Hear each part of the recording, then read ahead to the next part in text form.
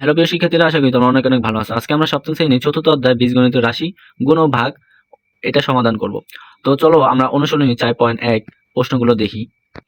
দেখো এখানে প্রথমে আছে আমাদের 3ab, তারপর আছে 4 কিউব। তো এখানে বলা আছে প্রথম রাশিকে দ্বিতীয় রাশি দ্বারা গুণ করতে হবে। তো একটা জিনিস মাথায় রাখবা, বীজগণিতে আমরা যখন গুণ করব তখন কিন্তু আমাদের এই যে ভিত্তি যদি একই থাকে তখন কিন্তু পাওয়ারে পাওয়ারে আমাদের কি হবে, যোগ হবে, পাওয়ারে পাওয়ারে যোগ হবে, এটা মাথায় রেখো।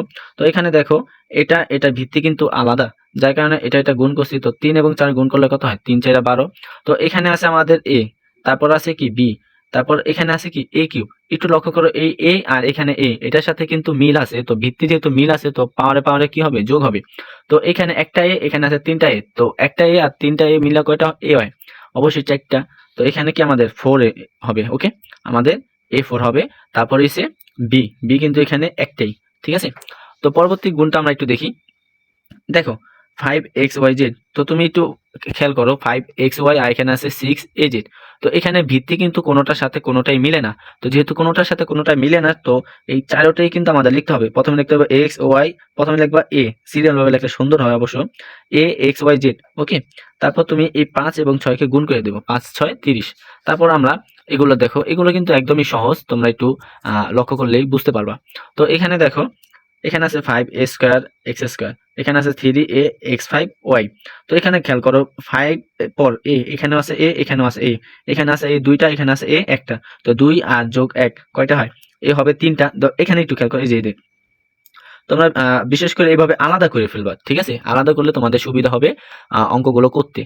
তো দেখো এখানে যে কয়টা এক্স আছে ওইটা গুণ করছে, তারপর এ গুণ করছে, তারপর ওই যেটা নাই সেটাকে আলাদা করে ফেলছি। তো এইভাবে করলে তোমাদের সুবিধা হবে অঙ্ক করতে। তো তোমরা এগুলো দেখে নাও।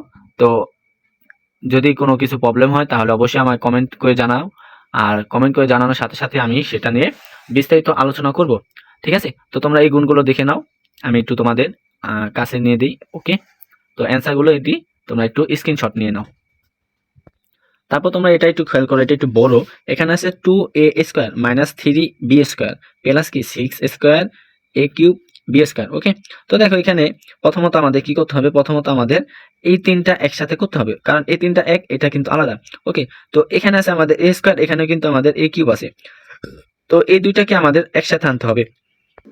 এখন বলতে পারো যে কেন একসাথে আনতে হবে, কারণ এখানে কিন্তু আমাদের দুইটা সংখ্যা, আর এখানে কিন্তু আলাদা আলাদা মাইনাস, যেহেতু মাইনাস দেওয়া তার মানে এটা আলাদা, এই দুইটা আলাদা, এটা আলাদা, ঠিক আছে। তো আমাদের প্রথমে আমরা 2a² সাথে a³ b² গুণ করব।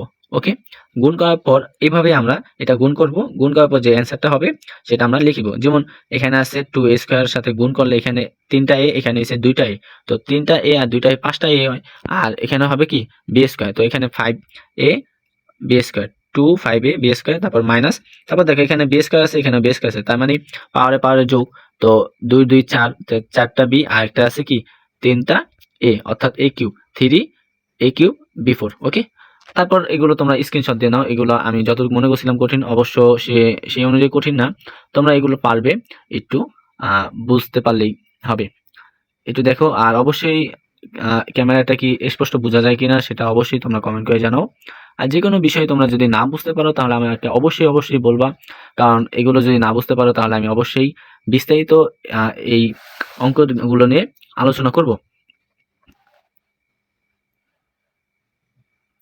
তোমরা অবশ্যই কিন্তু স্ক্রিনশট দিয়ে নাও।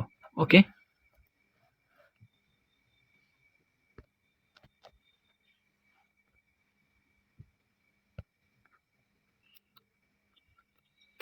তো দেখো এগুলো তো আমাদের শেষ। এখন আসি আমাদের মেন কাজে।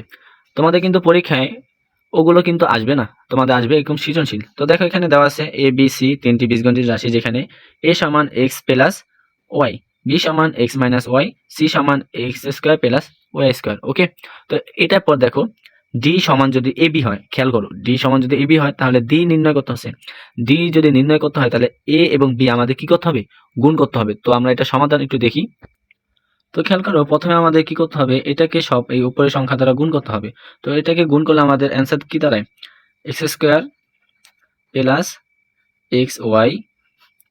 আবার এটাকে যদি আমরা এটা দ্বারা গুণ করি তো আমাদের অ্যান্সার দাঁড়ায় মাইনাস এক্স ওয়াই, মাইনাসে প্লাসে কি মাইনাস, তো মাইনাস ওয়াই স্কোয়ার। খেয়াল করবা ওই যে আমি যে চিহ্নগুলো দিয়েছিলাম এগুলো অবশ্যই কিন্তু তোমরা গত ভিডিও থেকে দেখে নিবা, কারণ আমাদের মাইনাসে প্লাসে অবশ্যই কিন্তু মাইনাস হয়। যেহেতু এখানে মাইনাস, সেই কারণে মাইনাসে এটা কিন্তু প্লাস চিহ্ন এখানে যেহেতু দেওয়া নেই, তার মানে এটা ধরে নিতে হবে আমাদের প্লাস। তো প্লাসে মাইনাসে কি মাইনাস, সেই কারণে আমি এখানে মাইনাস দিছি। আর এটাও মাইনাস, এটা প্লাস, তো প্লাসে মাইনাসে মাইনাস। ওকে, আশা করি তোমরা বুঝতে পেরেছো। তো এখন দেখো এটা এটা কাটা, তো এই দুইটা এখানে প্লাস আছে একটা, একটা আছে মাইনাস, তো মাইনাসে প্লাস আমরা কেটে দিলাম। তো কাটার পর আমাদের অ্যান্সার কি দাঁড়ায়? অ্যান্সার থাকে x square minus y square. তো এবি সমান আমাদের কি, এবি সমান আমার অ্যান্সার হয় এটা।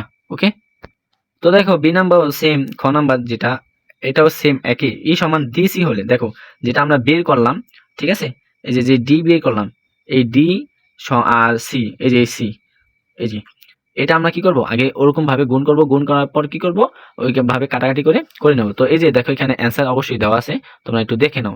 ওকে, আর তোমাদের যদি বুঝতে অসুবিধা হয় অবশ্যই কিন্তু আমাকে কমেন্ট করে জানাইবা, আমি অবশ্যই বিস্তারিত আলোচনা করব। তারপর দেখো উদ্দীপকের তথ্য প্রমাণ করো যে ই প্লাস ওয়াই ফোর সমান এক্স ফোর। তো এটা তোমরা একটু দেখো, দেখো আমরা ই প্লাস কি বলছে এখানে ওয়াই ফোর বলছে। তো আমরা খ থেকে খ এর মান যেটা আছে সেটা আমরা বসাই। খ এর মান কত দেওয়া আছে, এর মান আমরা পেয়েছিলাম x four minus y four, সেই মানটা বসাইলাম। তো এখানে আছে ওয়াই ফোর, তো এই প্লাস একটা ওয়াই একটা আছে প্লাস মাইনাস ওয়াই, তো প্লাসে মাইনাস আমরা এটা কেটে দিলে আমাদের অবশ্যই কিন্তু এক্স ফোর থাকে। তো প্রমাণিত অবশ্যই হয়ে গেল। তো প্রিয় শিক্ষার্থীরা আজকে এই পর্যন্ত, আমার এখানে কিন্তু আরো সৃজনশীল আছে, তোমরা যদি তোমাদের আগ্রহ থাকে তাহলে অবশ্যই আমি এই সৃজনশীলগুলো তোমাদের সমাধান করে দিব। তো অবশ্যই কিন্তু আমার চ্যানেলটি সাবস্ক্রাইব করে পাশে থাকা বেল আইকনটি অন করে রাখবা, না হলে কিন্তু পরবর্তী ভিডিও নোটিফিকেশন তোমার কাছে পৌঁছাবে না। আর ভিডিওতে অবশ্যই কিন্তু একটি লাইক করে দিবা আর কমেন্ট করে জানাও তোমাদের আর কোন জায়গায় কোন অধ্যায় সমাধান করা লাগবে। ওকে।